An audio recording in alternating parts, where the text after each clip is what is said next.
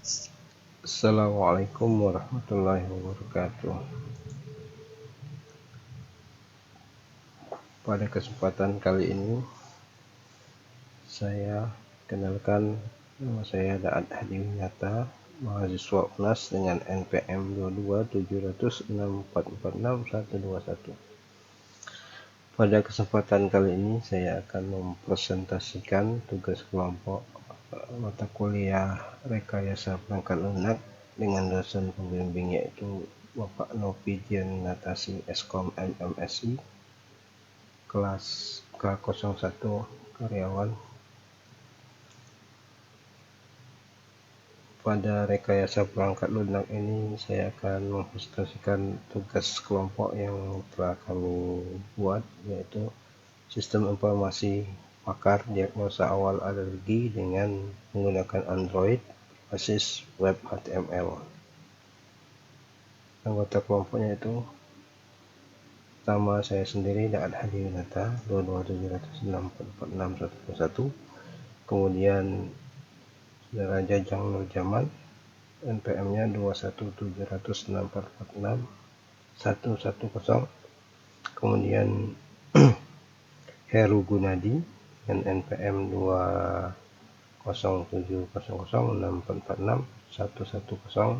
Kemudian Yeri Kurniawan dengan NPM 22706446132. Berikut adalah tampilan aplikasi awal Android yang dibangun standar dengan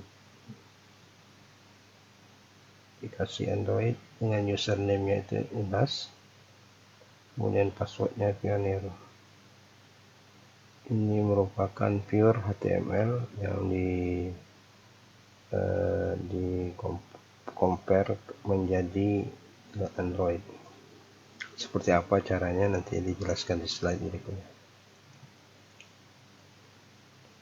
Ini tampilan awal setelah kita login di aplikasi. Sini ada 8 menu utama dari tampilan Android ini, yaitu About ini adalah menceritakan tentang sistem ini dibangun, fungsi sistem ini dibangun untuk apa. Kemudian ada referensi, ini merupakan jurnal referensi yang dicari untuk studi pustaka agar terciptanya sistem ini. Di sini kemudian ada menu report sini. Report ini berisi fitur record database pasien yang sudah didiagnosa beserta hasil diagnosanya, grafik jumlah pasien laki-laki, dan interface-nya menggunakan Blogger Studio. Jadi database-nya nanti ditampilkan di menu report ini ya, jadi menu report ini yang bisa diakses adminnya, bukan oleh user. Kemudian di sini ada hitungan logic sistemnya seperti apa.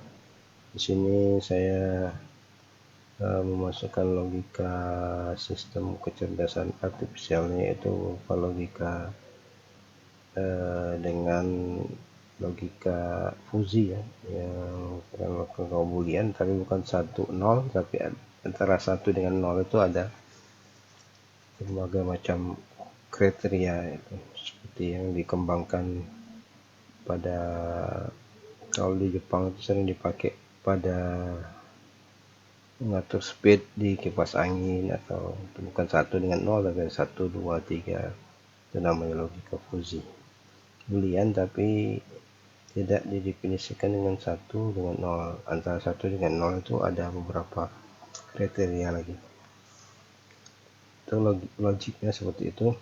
Kemudian ada menu dokter. Menu dokter ini berisi fitur-fitur kumpulan video-video pakar atau dokter ahli yang membahas tentang masalah alergi, meliputi penyebabnya apa, pencegahannya bagaimana, serta pengobatan alergi itu seperti apa. Jadi sistem pakar ini selain menjadi sistem diagnosa awal, juga bisa dijadikan sistem informasi untuk mengetahui penyebab penyakit alergi dan tindakan apa yang dilakukan untuk pencegahannya serta pengobatannya seperti apa.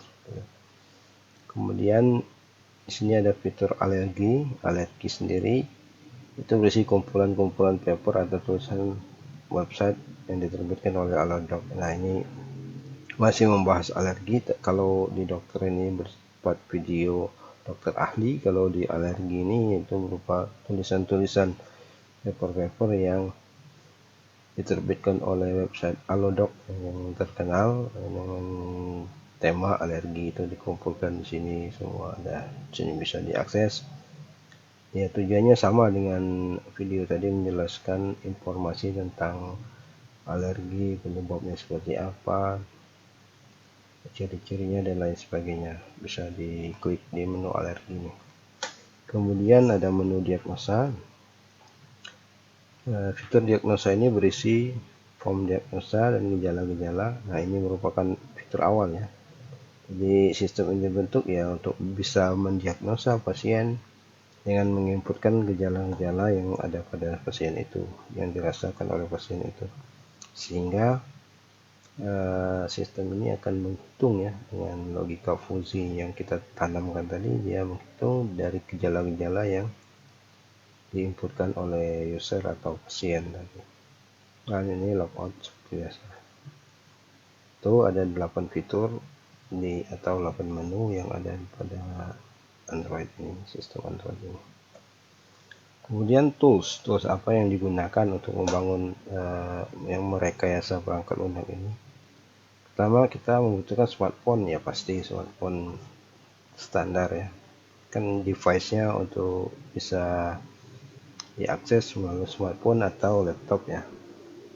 Kemudian ini Google Drive ini untuk menyimpan sebagai server online ya, yang bisa menyimpan semua data pasien disimpan di Google Drive ini atau menjadi server online kita. Kemudian Google Sheet ini untuk merekam database. Kenapa pakai Google Sheet? Pertanyaan, kenapa nggak pakai MySQL atau sebagainya? Karena dinilai oleh pembangun sistem di Google Sheet ini ya cukup mampu sih untuk menampung sekitar 1 juta lebih data pasien. Logikanya bisa 1 juta lebih, dan bisa bertahan, bisa 7 sampai 10 tahun mungkin bisa nih, kalau pasiennya sampai 1 juta ke atas bisa. Kemudian AppGeyser-nya apa? Ini adalah untuk mengkonversi ya, konversi. Nah, jadi sistem ini dibangun seperti membuat website, kemudian dikonversi dengan AppGeyser ini sehingga bisa di-download di Android, atau kalau mau kita posting di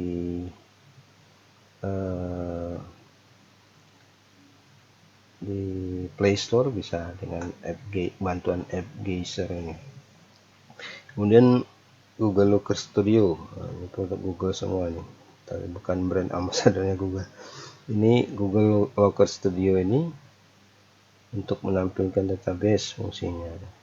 Kemudian Google Form untuk form input data atau diagnosa tadi, menggunakan Google Form yang sifatnya online, yang mudah kita akses, mudah kita pahami dan mudah kita mengerti kan.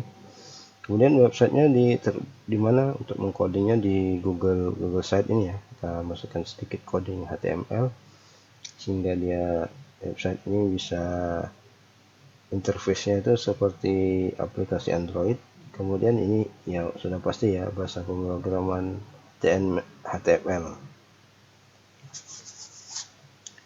Ini smartphone, Google Drive. Kemudian nah, ini diagram sequence kedalaman diagram atau apa saja yang dilakukan dalam sistem ini. Ini user, kemudian login, aktivitas apa ya, sequence aktivitas apa yang dilakukan. Ini diagram sequence ini merupakan bagian dari unit model language atau UML. Ada diagram sequence, diagram user, dan diagram activity sebagainya. Ini user, kemudian login, nah, memasukkan UNAS dan Pioneer 123 tadi passwordnya. Kemudian tampilan utama tadi ada berapa menu tadi. Pas di menu diagnosa dia akan menginputkan data pasien, inputkan data yang dialami, ini diambil. Kemudian sistem akan memproses hasil analisa. Nah, dengan kecerdasan tadi dia akan membuat laporan hasil diagnosa. Kemudian sistem akan otomatis mengemailkan hasil diagnosa ke pasien. Jadi sini saya memasang autocreate yang bisa meng-create email otomatis setelah 2-3 menit lah data itu masuk. Kemudian diolah oleh sistem, ditampilkan di database.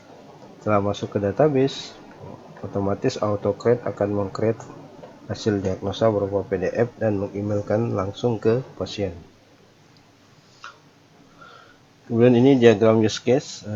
Ini diagram use case admin dan user sama ini, masuk, password dan login, kemudian ada 8 menu. Nah, bedanya user dengan admin ini ya, di menu report ini kan kita log lagi, kita masukkan kunci lagi sehingga hanya bisa diakses oleh admin tentang edit database, kemudian edit gejala, penambahan gejala, edit form dan sebagainya itu bisa ditambahkan oleh admin. Kemudian user ini, user sama aja, login, sort, kemudian report ini aja yang nggak bisa diaksesnya sampai ke edit data ini. Ya hanya bisa melihat tampilan menu report aja, setelah klik harus memasukkan. Ini diagram use case.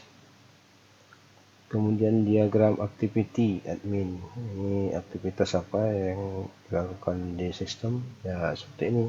Awalnya admin input password, kemudian sistem verifikasi, di coding HTML kita masukkan passwordnya, verifikasi, jika iya tampil menu utama, tapi tidak balik lagi ke input data lagi ya. Password ada salah ditampilkan di message, bukan message box tapi di pop up ya, pop up tampilkan. Kemudian tampil menu utama, input diagnosa, ini kita ambil diagnosa saja. Sebenarnya bisa input diagnosa, bisa mengetahui informasi tentang alergi, video dokter-dokter ahli tentang alergi bisa dilihat ini, tapi kita ngambil input diagnosa di sini. Kemudian proses input diagnosa, kemudian setelah diinput kirim diagnosa, masuk ke sistem. Masih ada nggak yang kita kalau di form itu kita tandai apa istilah itu, harus diisi ya, bukan primary key, form itu harus diisi. Kalau tidak dicek lagi kosong, balik lagi input diagnosa, klik ke form lagi. Kalau ya semua terisi lengkap, nah, sistem akan memproses. Nah, di sini logikanya bekerja yang if, logika Fuji yang if antara 1 sampai 0, 0 sampai 1 tadi. Logikanya di sini. Kemudian hasil diagnosa ada yang tersimpan di diagnosa tersimpan di database. Kemudian nah di sini saya memasang autocreate tadi, langsung mengemailkan hasil diagnosa itu ke pasien tersebut. Nah, ini simulasi perhitungan. Nah, misalnya dari contoh soal ini,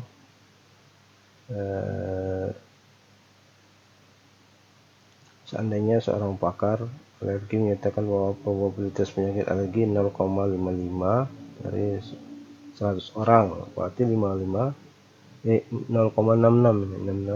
per 100, 0,66. Kemudian alergi makanan laut dengan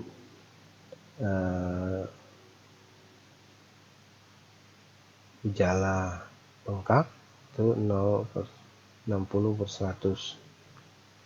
Ini nation belief apa, tingkat keyakinan itu maksimal kan, 0,6 dikurang 0,6 1 0,6 ini jadi dapatnya 0,57, disebutnya 0, jadi 0,57 dikurang 0 0,57. Believe is believe, yakin tidak yakin. Dan setelah kita kurangkan dapat 0,57, nah, kemudian kita lihat di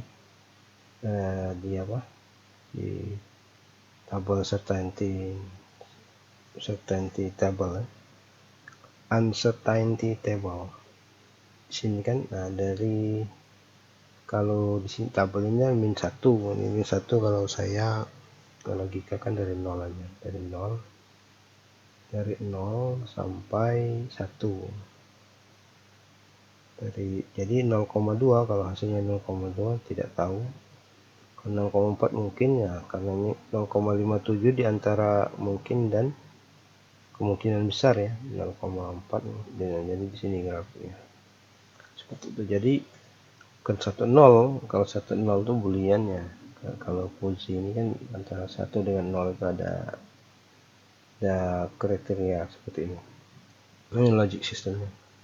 Jika value gejala tadi, jadi dari beberapa gejala itu sebesar 0,8 maka terindikasi. Jika nilainya lebih besar dari 0,6 hampir pasti. Kemudian ini logiknya. Kemudian di atas 0,4 mungkin yang besar, di atas 0,2 mungkin, di bawah itu tidak pasti. Jadi kategorinya seperti ini kan, dari 0 dan 1 ada tidak terindikasi, dan terindikasi ini ada beberapa kriteria ya. Ada mungkin, kemungkinan besar, hampir dipastikan. Itu 0,21 sampai 0,4 mungkin, 0,41 sampai 0,6 kemungkinan besar, 0,61 sampai 0,8 hampir dipastikan, 0,8 sampai 1 pasti terindikasi. Ini database pasien. Sini ada grafik jumlah pasien berapa yang sudah kerekod terdiagnosa. Sini keterangan kode AML itu alergi makanan laut, alergi itu alergi debu, kemudian SS itu alergi susu sapi, HP itu alergi hewan peliharaan. Nomor 4 bisa reportnya bisa dilihat di sini. Nah, selain bisa dilihat di sini, report ini juga kan langsung terkirim ke email user yang menginputkan gejala-gejala. Kemudian di sini bisa edit data pasien. Sini database-nya ke sini, bisa ke sini database tempat tersimpan di spreadsheet yang belum ditampilkan. Dan ini hasil diagnosanya. Nah, ini kan seperti ini bentuknya. Jadi sistem ini di-create sementara untuk mendiagnosa 4 jenis alergi, yaitu alergi makanan laut, alergi debu, alergi susu sapi, dan alergi hewan peliharaan, dengan indikator atau gejala-gejalanya masing-masing seperti ini. Kemudian dari masing-masing alergi ini indikator ini kita kasih bobot nilai, yaitu ini kan ada rata-rata ya, min. Dari bobot nilai itu ada 6 indikator atau 6 gejala, yaitu berarti jadi alergi makanan laut ini kan satu ini dibagi 6, jadi 1/6 adalah 0,16 itu. Iya, apabila iya gatal iya, maka bobot nilainya 0,16. Apabila dia mengisi tidak, ya 0. Dan nanti di total bobot nilai berapa ini 0,32. Ini 0,32 itu kemungkinan ya. Nah, maka sini alergi makanan laut itu kan mungkin ya ini ya, indikatornya dengan bobot nilai 0,32. Nah, jadi pencegahannya langsung keluar di sini. Pencegahannya otomatis kalau dia mungkin kalau hampir pasti keluar juga tidak terindikasi yang di bawah 0,2 atau sampai 0,2 ini pencegahannya tidak muncul ya, karena dia tidak terindikasi kategorinya. Apabila ia hampir pasti atau mungkin kemungkinan besar, dia akan keluar ya indikasi pencegahannya. Seperti itu penelitian sistem. Kemudian goal dari sistem ini ya, sistem ini dikatakan termasuk perangkat lunak ya, rekayasa perangkat lunak. Kenapa? Karena sistem informasi ini termasuk rekayasa perangkat lunak yang awalnya kan kita tahu smartphone ini hanya untuk alat komunikasi biasa ya, SMS, WA, telepon dan lain sebagainya. Nah, dengan rekayasa dan sentuhan kita, sehingga ia berubah fungsi menjadi alat diagnosa pasien yang bisa digunakan layaknya seorang ahli atau dokter yang menanyai pasien, sehingga dapat membantu manusia dalam menyelesaikan masalah yang berkaitan dengan penyakit alergi. Jadi kita merekayasa sebuah smartphone dengan bantuan tools software yang disediakan oleh Google tadi, sehingga kita sehingga merupakan alat bantu ya, memecahkan masalah. Jadi kalau kita merujuk lagi rekayasa perangkat lunak itu suatu rangkaian sistem yang yang bermula dari perencanaan hingga sampai maintain sistem yang dipergunakan untuk membantu manusia dalam menyelesaikan masalah ya. Kami menilai bahwa aplikasi yang kami bangun ini merupakan rekayasa perangkat lunak walaupun sederhana. Mungkin itu dari kelompok kami. Sekian, terima kasih. Assalamualaikum warahmatullahi wabarakatuh.